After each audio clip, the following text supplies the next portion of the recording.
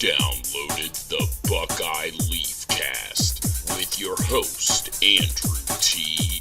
Evans, with special guest, Chris Stefanick. That's the way we roll, ladies and gentlemen, boys and girls of all ages, the young, the old, the restless, and those who are ready for the first week of college football. It is here. It is upon us. And, of course, we've got the Intergalactic Buckeye Fan himself, Mr. Chris Stefanick, along for the ride on another edition of the 2017 version of the Buckeye Leafcast. Here we go. Chris, are you psyched? Are you ready? Or are we pumped or what, baby? Dude, 4 days, man. I cannot wait. 4 days, Chris. That's because Ohio State, in a very non-traditional way, kicks off this year's season on Thursday night. And even more untraditional, Chris, is the fact that they're doing it against a Big Ten opponent. So they're opening up their season against Indiana on the road. Chris, this is something that they haven't done since 1976. This is crazy. It's kind of cool. I mean, I like that they're opening up on a Thursday. I like Thursday games as long as you didn't play the week prior, because then you have a really short week getting ready for that Thursday game, right? But if you're coming off a bye or coming off of the off season, then a Thursday game's great, because then the next week you have a nice long break heading into your, this gives an extra 2 days to get ready for Oklahoma. So it's they had plenty of time to get ready for Indiana, and then they'll have 9 days to get ready for Oklahoma. So it's kind of like a mini bye week. I've actually had some people say that they don't like this. They don't like the fact that Ohio State is opening up their season with Indiana on the road and doing it on a Thursday night. What do you feel? I mean, I know you just said, hey, this is actually cool because it gives you a bye week, but what do you think about them opening up with Indiana? I mean, are you for this? Are you like, hey, why not? Let's do something a little outside of the box? Or you a little more of a traditionalist where, hey, I want to open up the season, play non-conference, then when you're done with that, you hop into your league, and then that's that? Well, there's two ways to look at it. So just from a jazzed about Ohio State football point of view, it's kind of cool that they're going to be playing big boy football. That it's not going to be against, Army like we're going to see a few weeks from now. Somebody that they're just going to roll, right? Because, Indiana's good. They're a decent middle-of-the-road Big Ten team, which is, better than some of the cupcakes we usually see about this time of year. And on the other side, from a, what's the best way to stack the cards in Ohio State's favor point of view, because Ohio State has superior talent, and that's really not even a question mark, then the advantage goes to them if you delay the game and give them a chance to get the, their feet underneath them, to work out any kinks as they're, working in a new offensive coordinator. They got some new starters, getting them a little seasoning. It's kind of like you look at that game and waiting at the end of the season with Michigan, and everybody's like, oh, Michigan lost all these players, so that should be easy for Ohio State to roll them. Last year when they had all those players, they beat them, barely, but they beat them, and this year it's going to be all green guys, so it should be easy this time, right? It's like, well, are they really going to be green come the 12th game of the season? Probably at that point, they're pretty seasoned. So, it's kind of nice to put some cupcakes up front just to get your guys seasoned a little bit. And then the odds of Indiana pulling an upset are a lot worse after Ohio State's had a couple games to get their feet underneath them, if that makes sense. Oh, absolutely. Indiana, they went 6-7 last year. They've made a bowl now 2 years in a row. 6-7 in probably the toughest division in all of college football. In all of college football, yeah. I think they what they end up doing in the Big Ten. They went 4-5. They went 4-5 in the Big Ten, and they actually went 3-3 in the Big Ten East. So, yeah, this is an Indiana team that has traditionally played us tough in Bloomington, too. If you look at the last couple of years, going over and playing Indiana in their house has not been an easy game to win. So is it going to be a cakewalk? Or do you think what Indiana's got coming back, which it looks like they've got a good contingent of last year's team coming back, or is Ohio State just too loaded, too talented, and going to roll, regardless of playing on the road or not? I mean, the short answer is I think Ohio State's too talented and that they're just going to roll them, I think. And it's also Bloomington. It's not like traveling to Happy Valley or anything. It's kind of like Ohio Stadium West, and that the Ohio State fans kind of take over that stadium. Yeah, you'll get the OHIO going around Bloomington. I mean, watch for that Thursday night. It's pretty much guaranteed to happen. Yeah. But Indiana rather does return a lot of experienced players. On defense, they got 9 starters back, including a really good one in the middle there, and their linebacker DeGray Scales, is one of the best in the Big Ten. But having said that, the defense, they returned 9 guys, but they weren't exactly lighting the world on fire last year. So, yeah, true. You have a mediocre defense coming back, bringing back a bunch of starters. It could just be more of the same mediocrity. Or then again, maybe they could make a couple steps forwards and turn the corner from being a mediocre defense to being a good defense. So we'll see there. And Ohio State's offense, was the question mark last year, of course, with big question marks on the offensive line, particularly, and a little bit at wide receiver as well. The wide receivers just they didn't seem to get a lot of separation last year. So we should couple that with Barrett having to run for his life, and and that leading to some inaccuracy. The passing game was not good last year, of course. So. I hope that they've corrected that. Kevin Wilson, I think, will go a long ways towards that because the play calling was extremely poor last year. It was extremely predictable. And now you're bringing in, going from like incompetent coordinators to really good, if not great, coordinator in Kevin Wilson. That should make a big difference. And quarterback coach. So, I'm waiting to see, is the 2014 JT, back when he got Heisman votes, is that an aberration, right? Because that's he had that great year, and then we've not seen it since. But then Tom Herman left after that year, so he's not had competent coaching since that year. Was that the aberration, or is that just that's what we should expect once JT has solid coaching? So, I mean, what is your take on that? Expect JT to be very close to 2014. I really believe that. I think you hit the nail on the head, dude. Ed Warner's play calling, especially last season, the tail end of 2015, he didn't do a bad job. I mean, when we just smashed Michigan and rolled over Notre Dame in the bowl game, I thought, okay, all right, the Ed Warner, you showed me something with the offense. That's what I'm expecting to see on a pretty consistent basis in 2016. But it just seemed like, and when the season began, I saw that. I mean, we saw a pretty productive offense. I mean, they were just, obviously they lit up Bowling Green. They went down there and dominated an Oklahoma team on their turf that was, that ended up actually finishing ahead of them in the AP poll at the end of the year. Oklahoma finished like in 6th or 5th, I believe, or 6th, 5th or 7th. They were either a spot ahead or a spot behind Ohio State in the AP poll anyways. But Ohio State worked them out. And then as the season progressed, you saw the offensive play calling get worse and predictable. And, of course, it just culminated in the disaster that was the Fiesta Bowl against Clemson.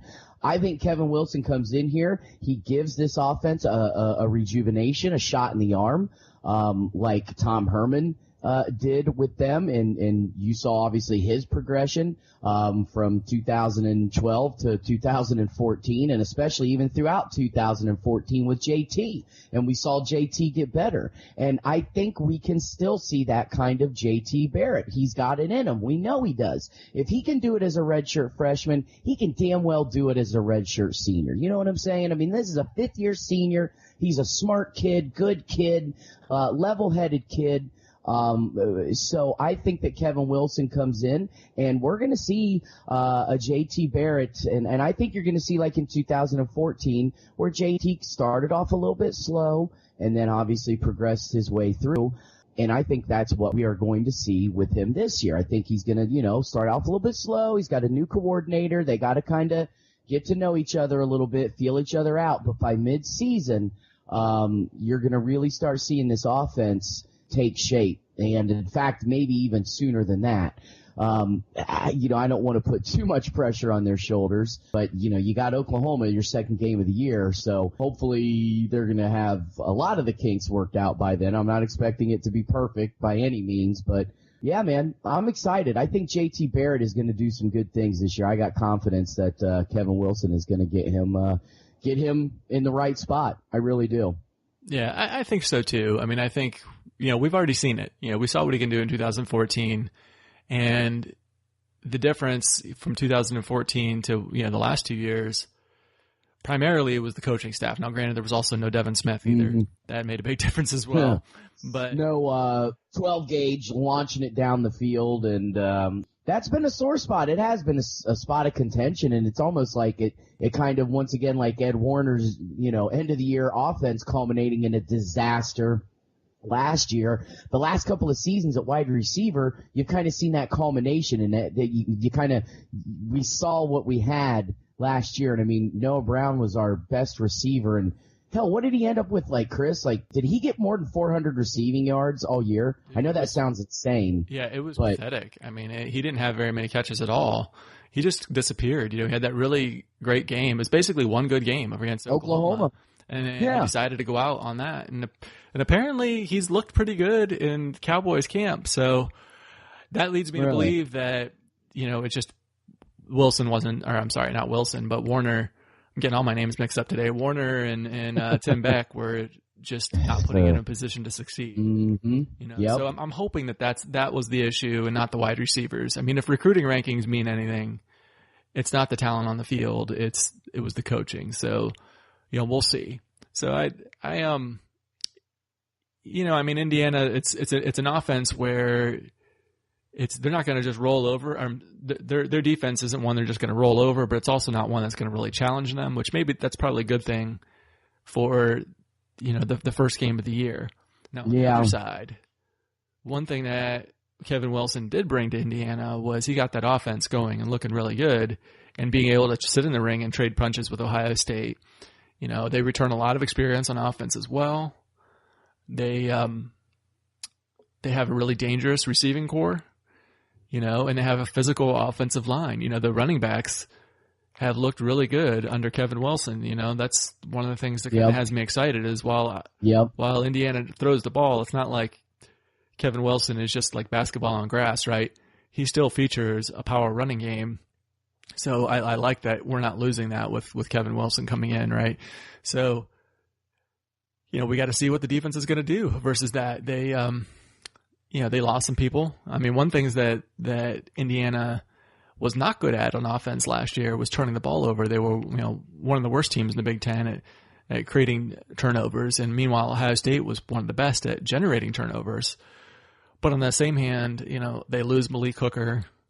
They lose Gary and Conley, and so forth. Yep. So, I mean, like how many of those turnovers were based off of Malik Hooker alone, but having said that, all the guys coming in are ultra athletic players to come in and replace those guys that went out. It's not like the defense is taking any kind of a step back as far as athleticism and potential.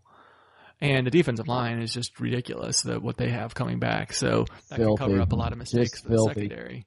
Yep. Let me tell you what, dude, defensive line certainly going to be it's the backbone and the anchor of this defense this year.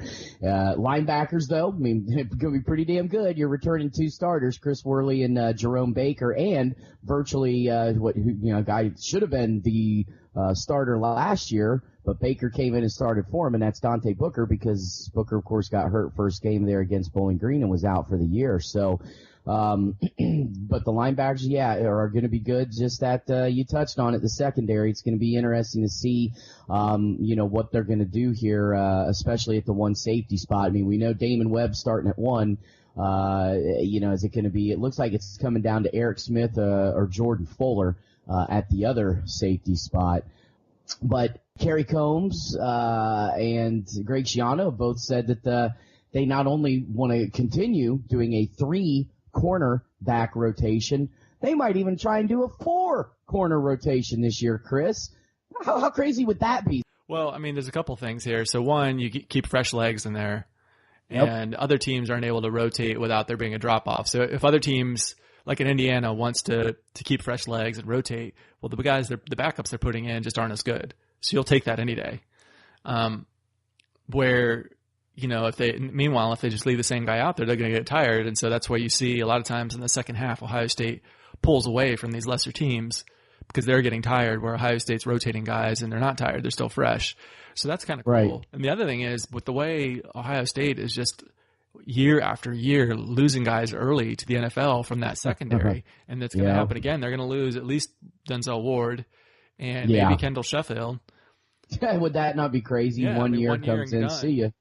Peace. Because he's one of the three, and they're talking about a 3-man rotation. It's basically they just announced. Well, Ohio State didn't announce, but Damon Arnett's mom announced on Twitter that he's starting. Damon Arnett's mom. Right. Breaking news from Damon Arnett's mom. Right. He is announced as the starter. Right, but we know that's that great. Whenever a guy is starting his first game, the coaches call up the parents and tell them, "Hey, just want to let you know, your son's starting this Saturday." Yeah. So she would know.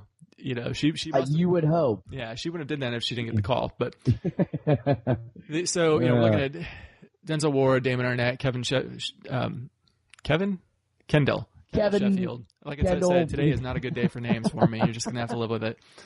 Kendall Sheffield and Ward, both people are saying they could both go. Yeah. So, but then if you're going to do that, work that fourth guy in, Jeffrey Okudah, he's the number 4 guy that they're talking about working in, true freshman. Yeah.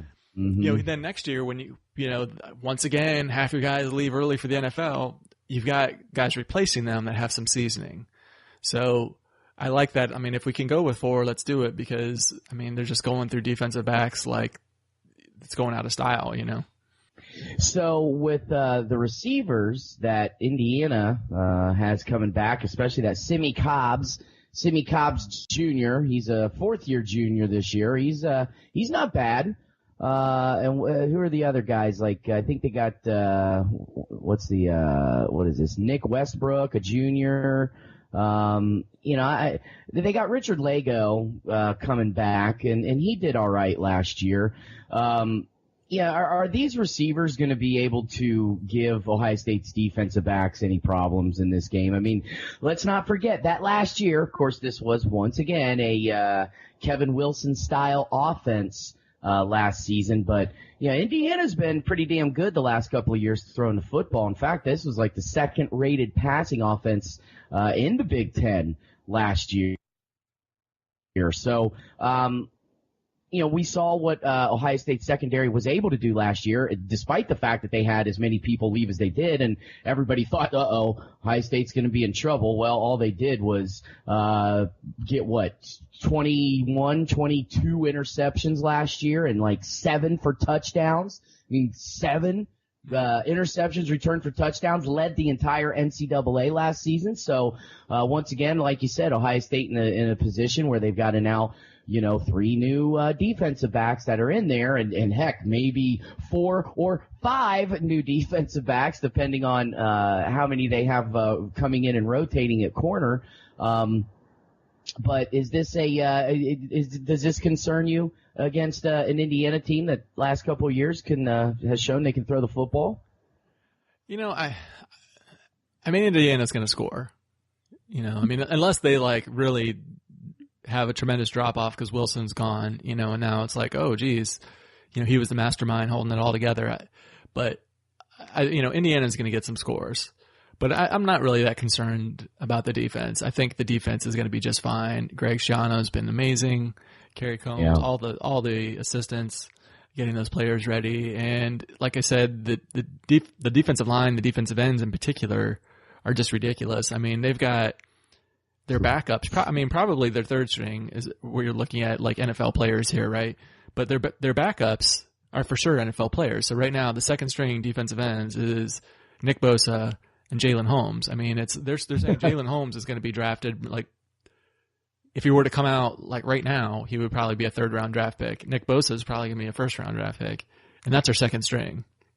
Starting, you got Tyquan Lewis, who was only the defensive lineman of the year in the Big Ten last year, and Sam Hubbard. Yeah. So the defensive ends are ridiculous. That's not even talking about the third string, which is 2 5-star guys that are just trying to get on the field, and Jonathan Cooper and the star of the class of 2017, Chase Young, who just everybody says just looks amazing, a beast. Yeah.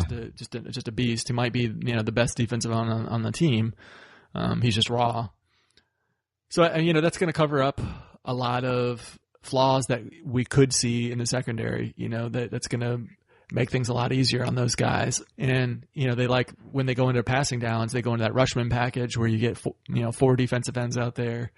So we're going to see all those guys on the field at the same time at points. And I expect it to be, tough for opposing teams. It's the only way teams were able to survive last year is they had to go short. You saw nobody really try to throw downfield on Ohio State. Because, they couldn't protect the quarterback that long.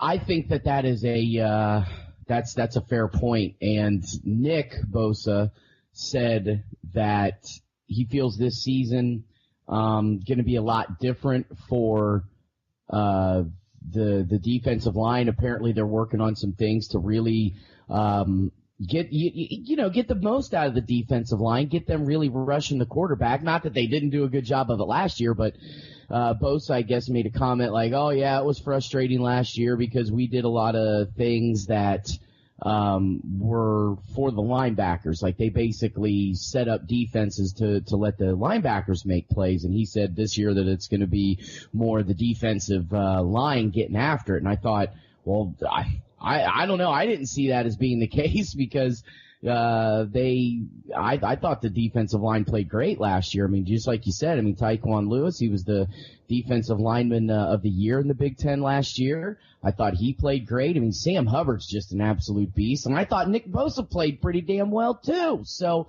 I think this season, with as many defensive linemen, they're talking about Chase Young, true freshman, from, Maryland, who was one of, if not the top defensive, ends in the country, this past season. I think he was number 4 player overall in the country, regardless of position. Number 4 player overall. That's just insane, dude. The defensive line this season, I have absolutely every confidence in the world that they can play.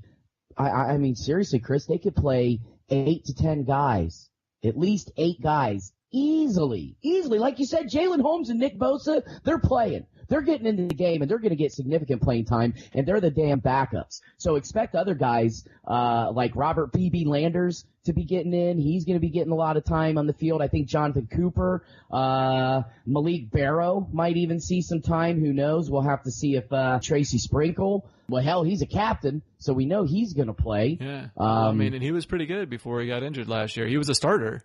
So we're gaining a starter, although we do lose a starter in Michael Hill for at least a few games, as he was suspended by the NCAA for 6 games, and I think Ohio State's appealing to try to get that lower. Yes. So we'll see. But yes. At a minimum, I think we're not going to see him for Oklahoma at a minimum. Yeah, I think. But everybody else is back though, so you're trading. Basically, you're trading Michael Hill for Tracy Sprinkle.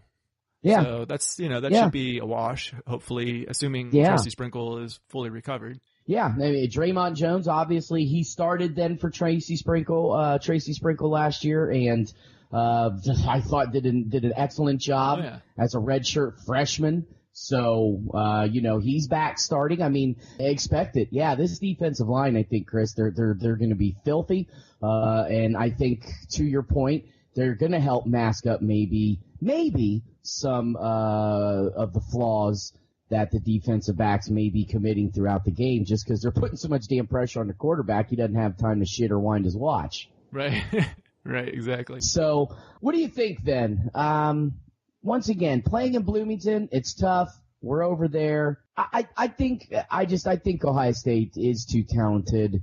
I think with this Indiana team losing Kevin Wilson, and who knows, that might have been actually a positive thing for them, because apparently Kevin Wilson was kind of a jerk, by all reports, at least the way that he handled certain things over there at Indiana.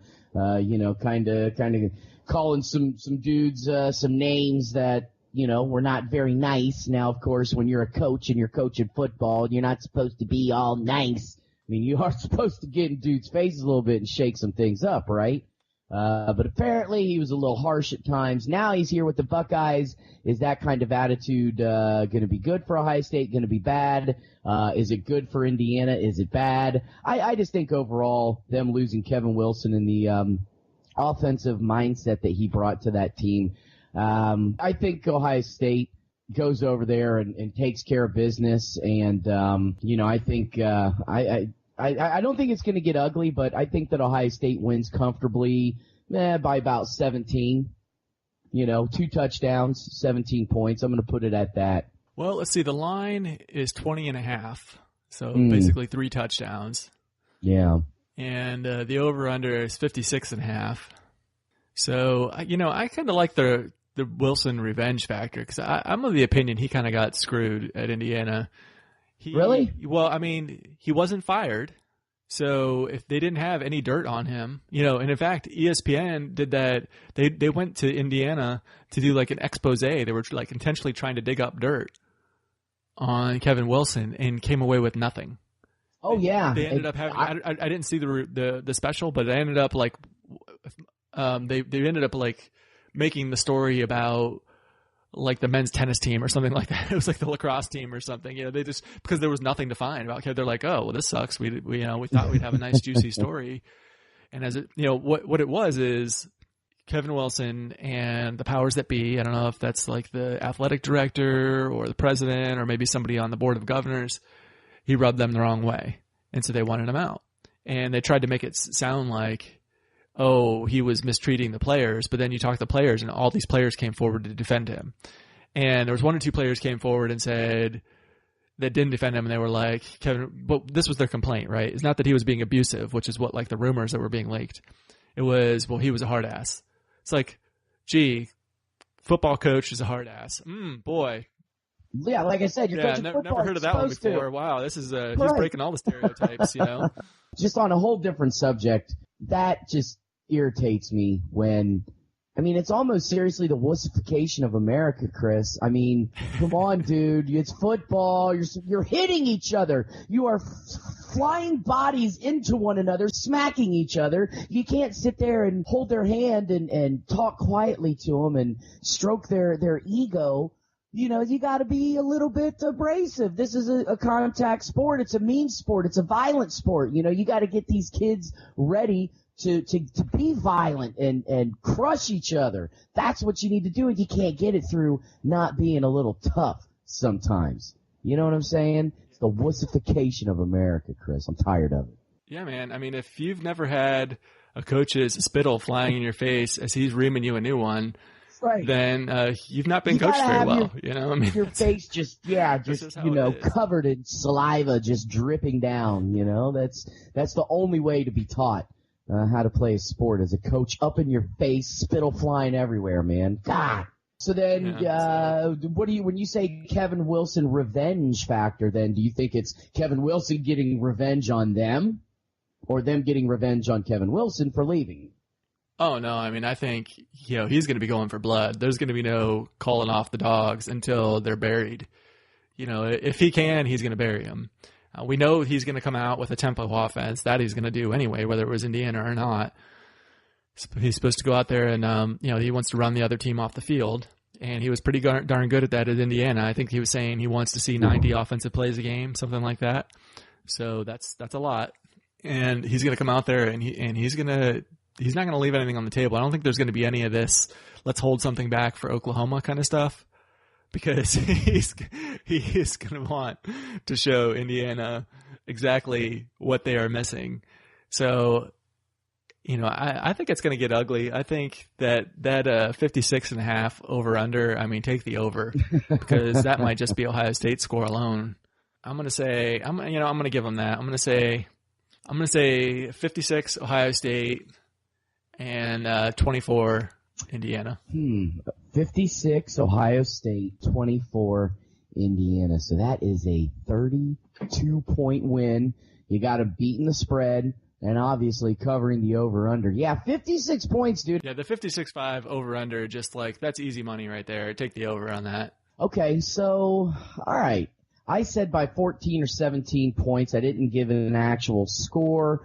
I do think that Ohio State can put some points on the board. However, I don't think that they go as much as what you're saying. I still think, this is a Big Ten team that did all right last year. They do have some guys coming back. Granted, their defense has never been their strong suit. At least it hasn't been the last couple of years. So I'm going to say Ohio State can put at least, I'm going to go with 38 to 24. So I'm going to I'm going to put us over. I'm going to give or both teams, I'm going to put them over the 56.5, and then do not have them beating the spread at this point, though. I got 38 to 24, 14-point win, and you're saying 56 to 24. Yep. I'm putting a lot of weight on Kevin Wilson having some spittle flying. So that's where my bet, my money is at. So. Bet on Kevin Wilson's spittle, if anything. You think you could put that bet down in Vegas? You can bet on damn near anything. I'd like to put $100 on Kevin Wilson's spit. I have a feeling his spittle is going to be all over the field. Can I bet on that, please? Spittle in the face. Oh, man. Well, so there you go. That is our Indiana outlook. And I can't believe it, Chris. We're finally here and coming up in, 5 days. 5 days. Not like 6 days. Actually, Monday, Tuesday, Wednesday. I guess 4 days, right? 4 days? Or are we going to count today as a day? Well, Monday would be 1, right. Tuesday 2, Wednesday 3, Thursday 4. Wow. So we're looking at 4 days and a couple hours, basically. Yep. It's currently, we're recording this right now, Eastern Daylight Time. It's 20 till 2 in the afternoon. By the time it comes out, we get this posted. It'll be a little bit later than that. So, 8 o'clock night game in Bloomington. This should be fun. I'm looking forward to it. Hey, before we close this thing out, I wanted to continue on the air a conversation we had in offline. Ohio State recently released the times. They did some 40-yard dash times for the team. Yes. They released the top 11 players on the team. Yes. And these times, I have to wonder, they said they were electronically timed, but I'm like, is it a fast track, whatever? But they had a number of guys that were under 4.4. So, I have a hard time believing that if they ran at the NFL Combine, that you're going to see those same kind of numbers, because if you look at out of all the colleges sending their best players there, the number of guys who actually run under a 4.4 is very, very small. I think you could count them on one hand typically. So that they had that many, just Ohio State has that many right now, has been questioned the overall time. But the fact that they put them in order makes it so that I'm like, maybe, we can look at who's the fastest, who's the second fastest, that sort of thing, right? So, as a surprise to no one, Denzel Ward was the fastest player on the team, checking at a blistering 4.23. I'll believe that when I see it. But they actually had number 2, 4.25 was Kendall Sheffield, and number 3, Paris Campbell, 4.26. So they had 3 guys under 4.3. That's just not legit. There's no way. You don't think? Most think they're a little inflated? Yeah, most NFL drafts I don't even think have a single guy under 4.3. Occasionally you get 1 or 2, but for Ohio State to have 3. Here's the interesting thing, though. 4, J.K. Dobbins at 4.32. 5, Mike Weber, 4.35. Mike Weber, 5th on the team. Now, he did not look like the 5th fastest player on the team last year. I'm not buying that either, dude. I'm not buying that. I'm sorry. Well, so here's what I'm wondering. Remember last year, his freshman year he was injured, which is why he redshirted. They said he was set to play his freshman year, but he was injured. So I'm wondering if he still had, it was like a hamstring, I think. I'm wondering if he still had a lingering hamstring maybe. I don't know. But to run a 4.35, so yeah, I'm sure he didn't run a 4.35, but to be the fifth fastest player, so he's faster than like number 7 on the list is Elijah Goings. Elijah Goings is number 6, a walk-on. We're That's probably going to crazy. see him in mop-up duty, but Yeah. number 7 is Terry McLaurin. Now, Terry McLaurin, he went to the opening in Oregon. That's like the biggest camp for, it's just the cream of the crop. The best players in the country in high school go to this one. There's several openings around the country, but the one in Oregon is where like they take the stars of each, it's like an all-star team, right? They pick the stars from each opening in the regional areas and send them to Oregon for like a granddaddy one. And they do the testing there, kind of like a combine, right? And then they take the numbers from the testing and they put out what's called a Spark Champion, SPARQ. I have no idea what the acronym is for, but I know it's about testing athleticism. Okay. And you're legit if you're, even just in like the top 5, because you're playing against like the top players in the country, right? So if you're in the top 5 in the Spark, Oregon's the opening, you're really athletic. Or if you're like number 1 in your position group, because, an offensive lineman is never going to rank out at like number 1 in the Spark overall. But if you're number 1 at your position group for offensive line, you're pretty athletic, that sort of thing, right? Terry McLaurin was number 1 overall. This kid is no joke as far as his athleticism goes. Mike Weber ran faster than him. So I'm like, if Mike Weber is really faster than Terry McLaurin, I mean, maybe Terry McLaurin isn't as fast as he was before, but at the same time, Terry McLaurin still was 7th fastest on the team. He ran a 4.36. Yeah, it's not like he ran a slow time, Right. But regardless, if Mike Weber is truly the 5th fastest player on this team, then we need to watch out for Mike Weber because, that was one of the things about him last year is you never saw him outrun anybody, You never saw him outrun anybody. You never saw him break a tackle. It's like, for me, you got to be at least one or the other. The thing that was special about Zeke is he could do both. He could break a tackle and he could outrun you. He had the blazing fast speed and the size. But you need to have one of those. That was like the problem with Dontre. Back there they put Dontre in the backfield, and I guess he was fast. He did have the speed, but you'd get a hand on him and he'd be down, right? Mike Weber, you never really saw him breaking tackles, trucking anybody, and when he would get past the line of scrimmage or whatever, it's like they'd always catch him. He could never break the angle and go down the field. Well, if he's the 5th fastest player on the team, he's got breakaway speed. Then that puts him, maybe not Ezekiel Elliott speed, but plenty good enough. You know what I mean? That's plenty good enough. When your running back's the 5th fastest player on your team and you're a team that's as fast and athletic as Ohio State, that's plenty good enough. And oh, by the way, J.K. Dobbins is 4, who's also 4th fastest player on the team. There's some serious speed coming out of the running back spot if these numbers are to be believed. And the Mike Weber one is, frankly, it's shocking. Based on, he did not pass that. The eyeball test did not say this guy's the 5th fastest player on the team last year. So, I agree. So, either this time was an aberration, or he was injured last year, or maybe Mickey Marotti is working some miracles on speed as well. The players do get faster when they go to Ohio State. The biggest gains you see is in their body transformation and their Mickey Marotti adds muscle and drops body fat, and they come out of there looking chiseled. That's the biggest transformation you see. But you do see some gains in speed a lot of times, because they're always testing. And they do help the players to increase their speed a little bit, but it's usually not a lot. Usually coming out of high school, if you're really fast, they're not going to be able to tweak that too much. Maybe with Mike Weber, they did a little more than just like a little tweak, Don't get me wrong. Speed can be improved upon, a little bit, like you said, tweaked, if you will. But speed is that one attribute that generally right. You either got it or you don't. You know what I'm saying? You can get stronger, you can lift weights, you can become more powerful, better blocker, hand techniques, feet, all that kind of stuff. But generally, speed, you either got it or you don't. I'm with you, man. If that's what they say, if that's what they're reporting, that Mike Weber ran that time, okay. But, yeah, last year, I didn't see that. I didn't see that blazing speed. So, but like you said, maybe he was still kind of working out the knee issues or whatever. So, right. Well, he was faster than Elijah Goings, who's a walk-on wide receiver. But every time they release these tests, Elijah Goings is near the top. So I know we've not really seen him, but Terry McLaurin, wide receiver, Johnny Dixon, another wide receiver, and Damon Webb, safety. Well, I mean, in fact, we know he's faster than a whole bunch of these like secondary wide receivers and defensive backs because he's freaking number 5 overall. They only give us the top 11, but so I'm just looking at who else was up there. But the only players he wasn't faster than was Denzel Ward, Kendall Sheffield, Paris Campbell, and J.K. Dobbins.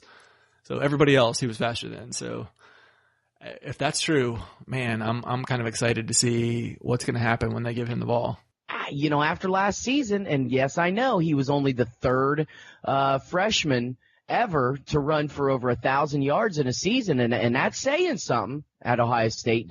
Seriously, I mean, that's saying something, because if not, he's got, J.K. Dobbins right behind him, who, a lot of people said was one of the top 5 running backs in the country, was like the best running back in the state of Texas last year, only a true freshman. But here's a kid that, they are talking up right now, dude. And they're saying this guy is legit. He's smart. He's got the work ethic and the talent, and they are really praising and putting J.K. Dobbins up on a pedestal. And if Mike Weber's not careful, dude, it sounds like Dobbins could easily step into his spot and do just as well. Yeah, and we're talking about a guy in Mike Weber who only ran for 1,096 yards as a true freshman. Right. Just a 6-yard average per carry, only that. Right. So, it's like we were not impressed with him, but it's kind of unfair. He put up pretty good numbers. I know. A lot of it is he followed the man. He had. That's the problem, I think. Yeah. And Zeke Elliott is looking like the best running back on the planet right now, and Mike Weber is not. And so, by comparison, like, oh, this guy's just not as good, and he's not. But that doesn't mean he's trash. 6 yards per carry, 1,000 yards as a freshman is not too shabby. So. If he really has added some speed in addition, like breakaway speed to what when he was already getting 6 yards a carry, and that was with a incompetent offensive coordinators, what's this kid going to be able to do with Kevin Wilson in the freaking sub 4.4 40 time, So I'm excited to see it. Damn. There we have it. First episode of the new Buckeye Leafcast in the books, 2017 season. We are now officially underway, sir. And as always, I want to thank you for coming along for the ride, taking time out of your busy schedule to hang out and talk a little bit of football. And before we get out of here, though, anything you want to shout at the listeners, some stuff maybe you like to do on your own time and your own dime? Yeah, sure. So I have another podcast, the Choice Conversations podcast. So you just go to choiceconversations.com. And that's where I talk about personal development. So just how to improve all areas of your life.